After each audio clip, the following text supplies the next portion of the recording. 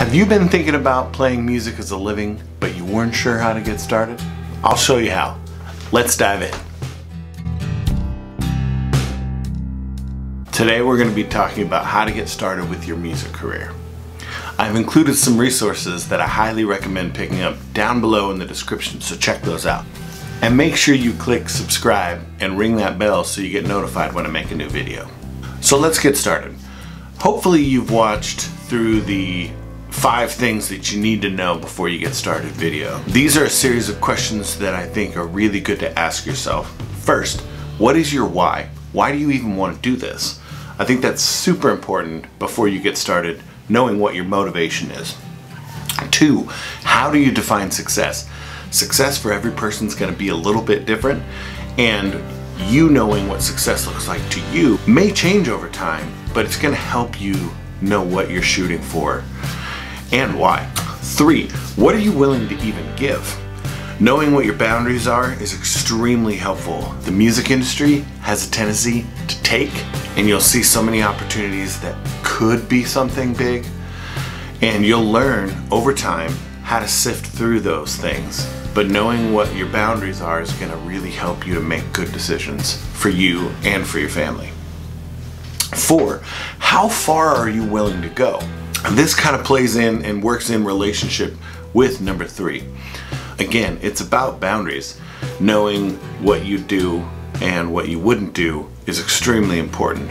Knowing how far you'll go and to what lengths you'll go is going to serve you quite well. And 5, it does not matter how talented you actually are. You're going to see people who are more talented not do as well as you. And you're going to see people who are less talented, maybe less creative than you, go further than you. When you're making a living at something like music, the great thing about it is it's directly correlative. What you put into it is what you get out of it.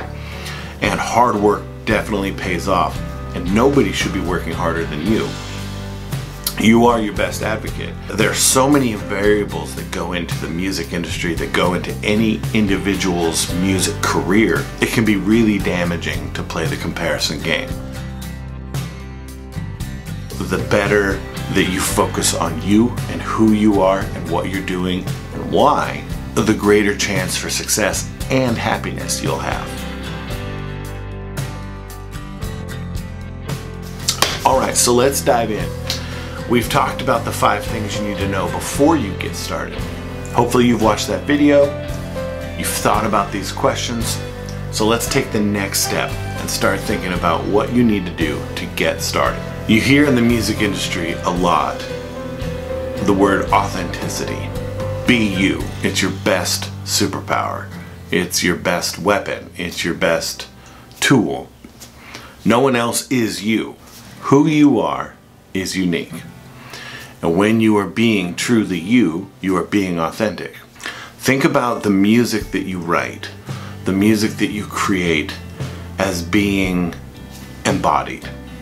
Thinking about your brand of music helps you identify your target audience, and it allows you to create that content for them, thus creating a supportive community. And when you are reaching the people that you want to be reaching, that want you to reach them, you have a greater chance of success. This will affect what your music looks like, what your music sounds like, how you dress, how you present yourself on stage, how you present your packaging for your CDs or your singles, or however it is you're releasing your music. It helps your image work to be consistent with the sound of your music, to reach an audience that wants to see and hear that. You create this identity that you can then deliver to people that you know are going to want to hear it. Some quick branding questions to ask yourself to help you contextualize this embodiment. 1, if your music was a person, what would they look like? 2, when and where in history would they live? 3, who would be attracted to them?